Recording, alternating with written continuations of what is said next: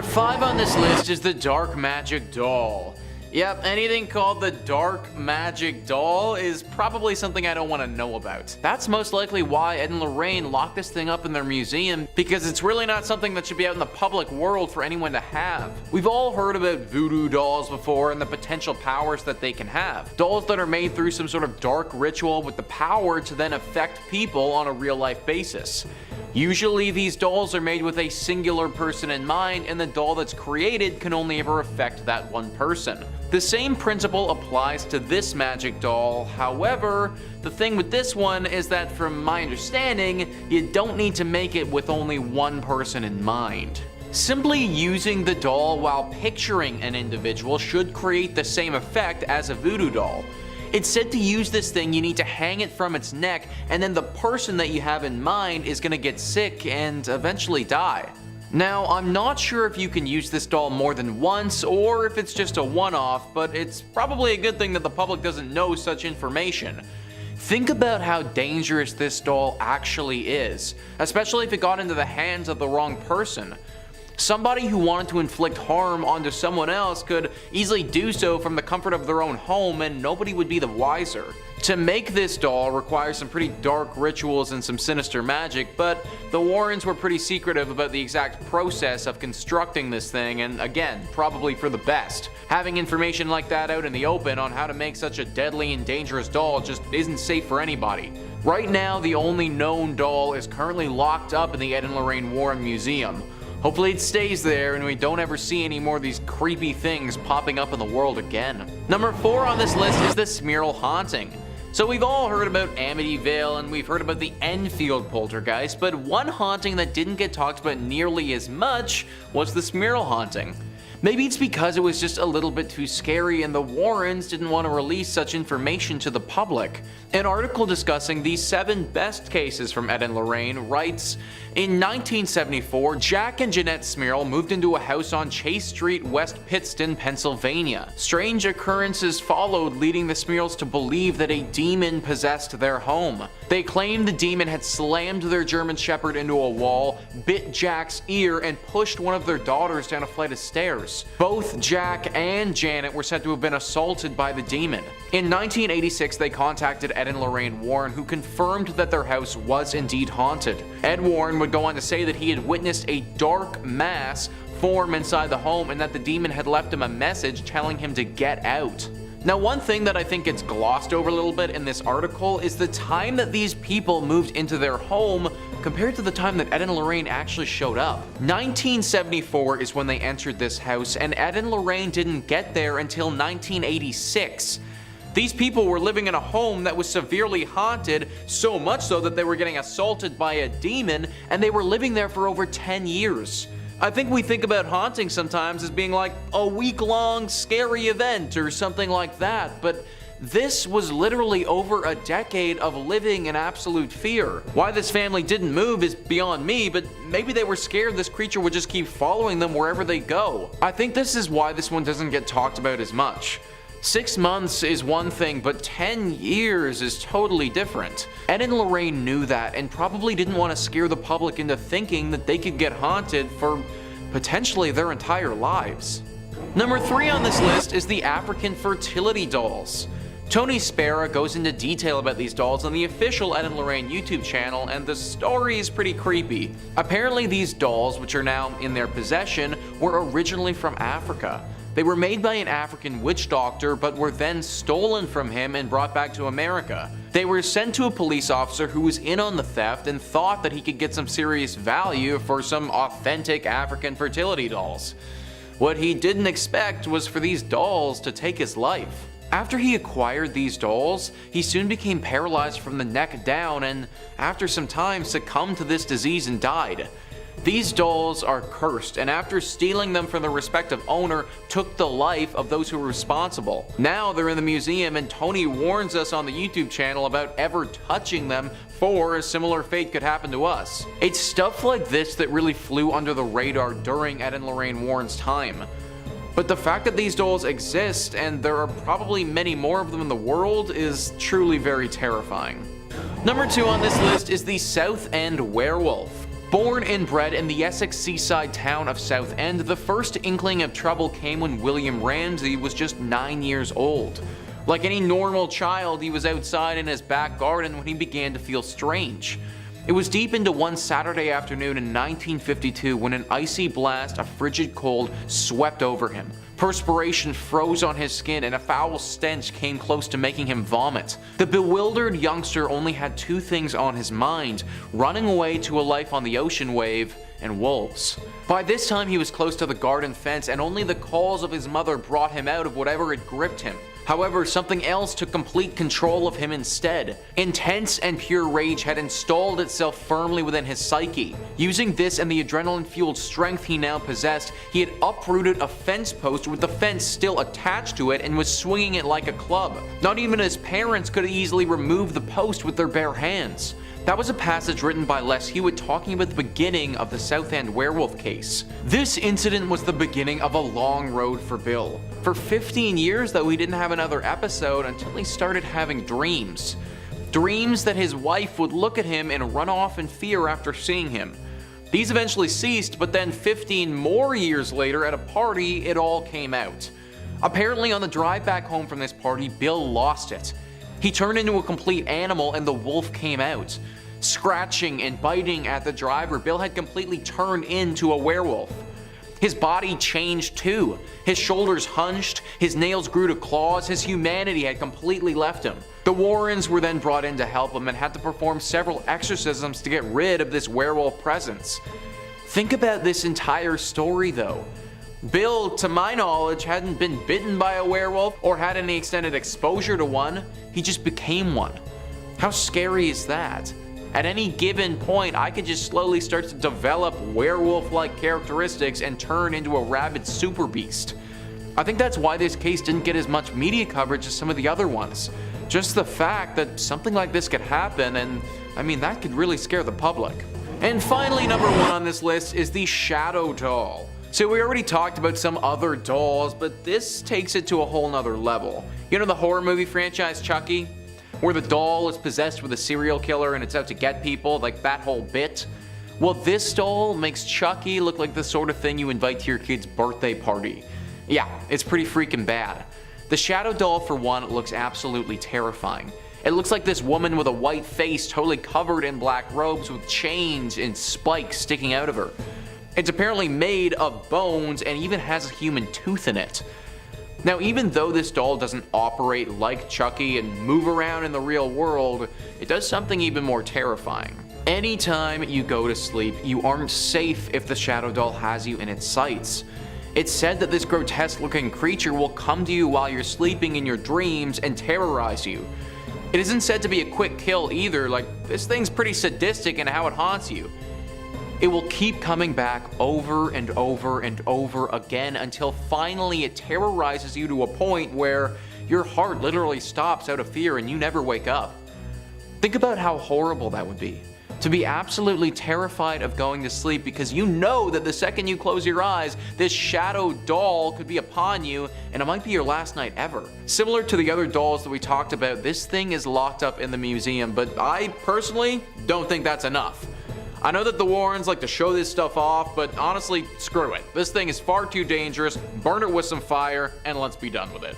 Number 5 on this list is the relationship. As we'll look at a bit later in this video, Ed and Lorraine's relationship might not have been all it was cracked up to be. The couple that inspired The Conjuring have often been talked about as being one of the greatest married couples ever. In the movie The Conjuring, the pair very clearly have each other's back, and it's clear that there's a deep foundation of love between them. Or at least that's how the movie likes to show it. Real life may have been a lot different. Judith Penny was someone who would have had access to the Warrens' relationship and would have been able to see it behind closed doors. We'll get into why that is the case later and explain who Judith Penny is, but for now, just take my word for it. Apparently, she has come out and said that the Warrens' beautifully loving relationship that we saw on screen is all a bunch of baloney. In truth, Ed was extremely violent and toxic to Lorraine. This toxicity would manifest itself in many different forms. Oftentimes, it would come out in harsh, verbal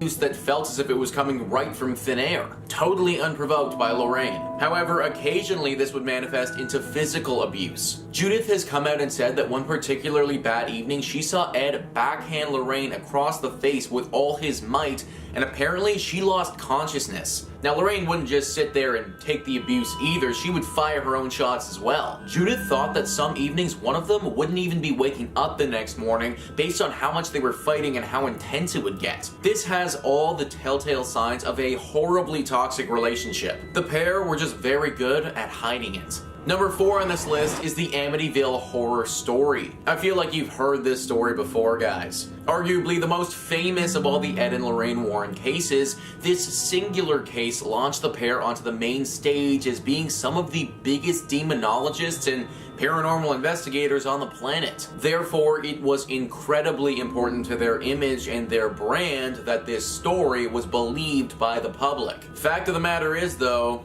they made the entire thing up. Ronald DeFeo Jr. was the spark behind this entire story. In 1974, Ronald gunned down his entire family in that home for seemingly no reason. He was later sentenced to life in prison for his crimes and died behind bars at age 69. These murders were brutal, though, and were heard nationwide. That's why when the next family to move in claimed the house was haunted, it actually got a ton of attention. The family said that slime would appear all over the place with no apparent origin. Things would swing open and objects would fly around the room. The house itself could simply not warm up and would stay incredibly cold for weeks on end. The media got wind of this, and so did Ed and Lorraine. They went into this place and went on to have their most successful case ever, ultimately concluding that the house is in fact haunted. However, this just simply was never true. The family's lawyer later came out and said that they collectively made up this story together and thought it would get a lot of traction over a few bottles of wine. The Warrens' initial success literally started by a few drunk people deciding they were going to pull a trick on everyone. Even though this news came out, the Warrens have always held strong onto the fact that the house was in fact haunted. Number 3 on this list is Judith Penny. Ed and Lorraine Warren were married right up until Ed died back in 2006. The couple had been together for a long time and shared quite the life together. I mean, think about all the crazy things that they did. I highly doubt that many people can say that they stopped ghosts around the world and became famous together. While they were at the height of their success, they looked like a power couple. A real duo that you wouldn't want to trifle with. Ed and Lorraine Warren together taking on the world one ghost or possession at a time. Well, during all of that, although it looked like it was just the two of them, there was actually a third. Judith Penny has come forward and said in a sworn statement that she had a relationship with Ed Warren for 4 whole decades. 4 decades where they were having an intimate relationship that the world had no idea about. Apparently, Judith moved into the Warren household when she was 15 years old back in 1963. Ed, who was in his mid-30s at the time, would sleep with her regularly, and Lorraine Warren was well aware of the entire thing. I mean, she obviously was, considering Judith literally lived with the pair in their own house. In fact, before Ed's big career of being a demonologist took off, it said that he would drive Judith's bus to school. How freaking creepy and gross is that, guys?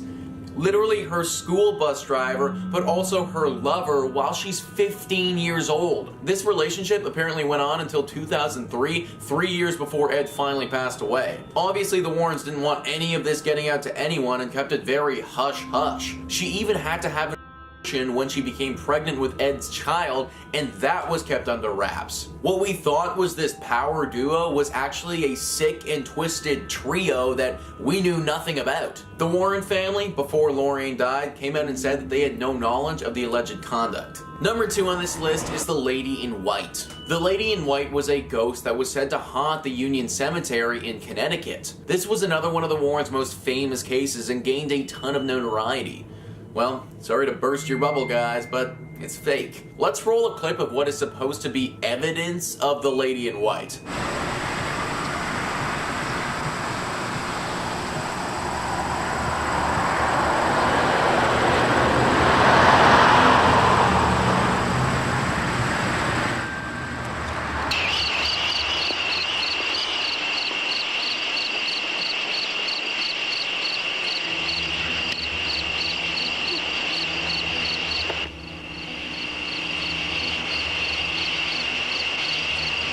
So first off, where the hell is the ghost there, and how on earth did this qualify as proof? Like, frankly, I hardly see anything at all, but even if I did, guess who's behind it?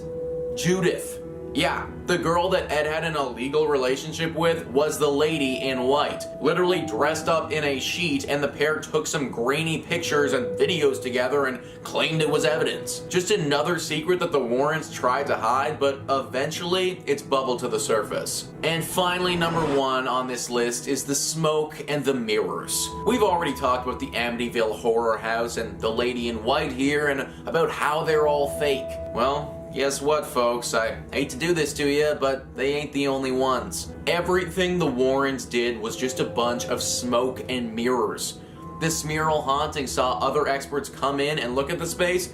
Nothing was wrong with it. Some of the exorcisms they performed, those people weren't really possessed by the devil. They were mentally ill people that the Warrens were preying on. The whole story about how they cured someone of being a werewolf, like, that doesn't even make any sense. Smoke and mirrors. That's what the Warrens' career was. Now, that's not to say that they didn't inadvertently stumble upon something paranormal every now and again. I mean, if you believe in that sort of stuff, then they must have, based on how active they were in the community. But basically, a lot of our favorite stories that rocketed them to the top of the demonology community are completely fraudulent. I guess it's not the worst thing in the world to know that we aren't living among as many ghosts as the pair claim that we were. Number 5 on this list is the haunting in Connecticut. This haunting is the haunting of the Snedeker family.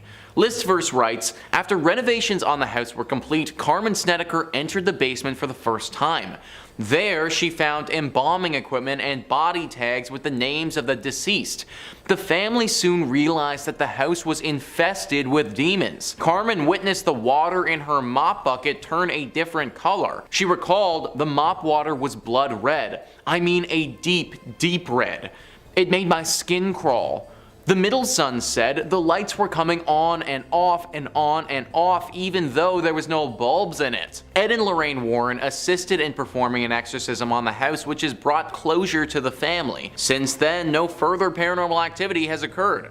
The Snedeker family remained in the house for 2 more years before they relocated to Tennessee. So guys, all of this is well and good, and it's what the Warrens want you to believe. Is it true? Probably not. You see, they had someone come in and write a book about the events that happened here. He went in and interviewed the family multiple times, and it turns out that they couldn't keep their story straight at all. They were all over the place, and it felt like nobody actually knew what happened. Then he went to Ed and told Ed that he can't write this story because nobody has any idea what actually went down. And you know what Ed said? Just make it up. That's literally what happened, guys. The story about this place is just made up, and it was probably never even true to begin with. Also, while literal mop buckets were filling up with blood downstairs, the upstairs neighbor was totally fine and just living their life. Seems kinda strange that the demonic possession would differentiate between floors, but I guess that's what the Warrens want you to think. Number 4 on this list is the Vampire Girl. Now this is one of those cases that, if it's true, doesn't get enough of the limelight. The Warrens have dealt with werewolves before, and we actually looked into the South End werewolf and what it's all about in one of our previous videos. But this vampire case, it never really gets talked about. The Warrens were brought in to deal with an 18-year-old girl who was going down a path of vampirism. This girl was very interested in death and the underworld. She started performing satanic rituals by herself and, as you'd expect, ended up becoming possessed. The possession was clearly vampiric in nature, and the demon was hungry for blood. It's said that she would wait in cemeteries for unsuspecting victims and then attack them right when they got there. It was reported that 16 people were bitten by this girl, and she would actually drink their blood. To my knowledge, nobody was killed, but there were obviously some pretty serious injuries involved. Now what strikes me as odd is why this case hasn't been discussed more. It almost feels a bit like a secret because it's never brought up and largely forgotten about. Yet, when you consider what actually happened and the events that transpired, this is one of the most shocking things they ever did. The fact that we don't bring up this case and talk about it more actually leads me to believe that if there is any truth to be had in the Warrens' exploits, it might be here. Maybe they were actually trying to protect the world from the truth here. the truth that vampires are potentially real. Number 3 on this list is Ed's relatives. This is something that really doesn't get mentioned a lot, but Ed Warren saw demons just like the rest of the people he tried to help. I think the media often portrayed the Warrens as these almost superhuman individuals who were impervious to the will of paranormal entities, but Ed certainly struggled with this growing up and for much of his life. Apparently, Ed would be frequented by the ghosts of long-past family members. These paranormal entities would speak to him and tell him to do things. He was pretty private about what they would say to him, but we know that he did in fact get frequented by them. Who knows what they could have told him to do though, or how long he was seeing these visions. I think the reason that this was kept under wraps for a while was to preserve Ed's image as the person who comes in and saves people from these paranormal entities, rather than potentially somebody who suffers from them as well. Number 2 on this list is Orange Cheyenne Johnson. This is the infamous Devil Made Me Do It case. Orange Cheyenne Johnson killed his landlord in 1981 by stabbing him to death. When he was brought to court though, he claimed that he was not in control of his actions and the devil literally possessed him and made him do it. Now this is pretty serious stuff, so how does Ed and Lorraine Warren fit in? Well, it's been speculated that Ed and Lorraine might have made the entire thing up, which effectively means that they were trying to get a murderer to go free based on a blatant lie. Johnson had a brother-in-law whose name was David. David was mentally ill. He needed professional help. The Warrens saw this as an opportunity and decided to try and exploit it. They came in and tried to manipulate the family to say that David was initially possessed with a demon and that Johnson came in, told the demon to take his body instead, and saved David from said demon. If the public believed this, then the Warrens would be smack dab in the center of a massive demon case. David and his family would get a lot of money from publicity deals, and the murderer Johnson would get off scot-free. It was a win-win-win for everyone except the justice system. Well, David's family wasn't happy about it after some thinking. They ended up suing the Warrens, claiming that they manipulated them and tried to get a guilty man to walk free, which if everything that I just said is true, they did actually do. Just another secret that came out that they didn't want to be revealed. And finally, number 1 on this list is Annabelle. In our last part of the series, we were breaking down some of the Warrens' cases and talking about how some of them may have been fraudulent. Well, a lot of you were commenting on that video asking about one of their most famous cases that I haven't brought up yet.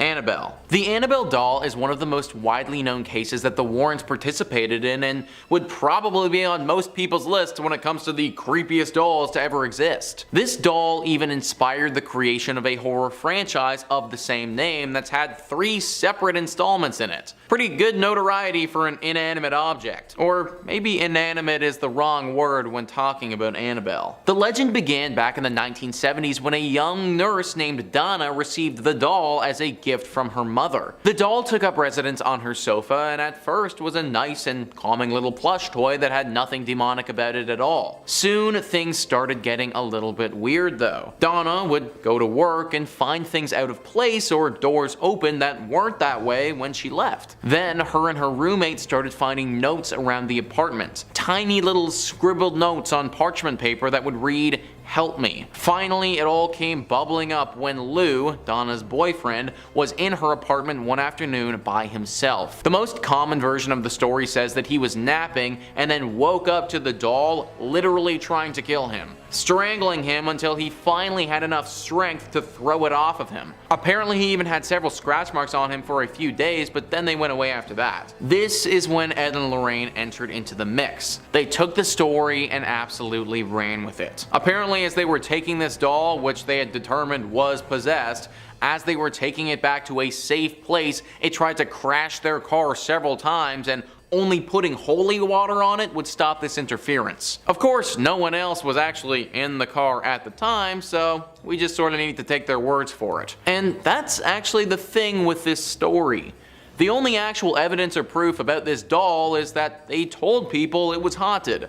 There's no video of it moving, there's no pictures of it acting crazy. Anytime I've seen it, it just looks like a regular doll. Because of this, we can't say that it's fake, but we also can't really say that it's real either. I will say, after everything we revealed in the last video, I'm starting to have a hard time just accepting what Ed and Lorraine tell me. So honestly, Annabelle being fake could definitely have been another one of those secrets that they just didn't want us knowing about.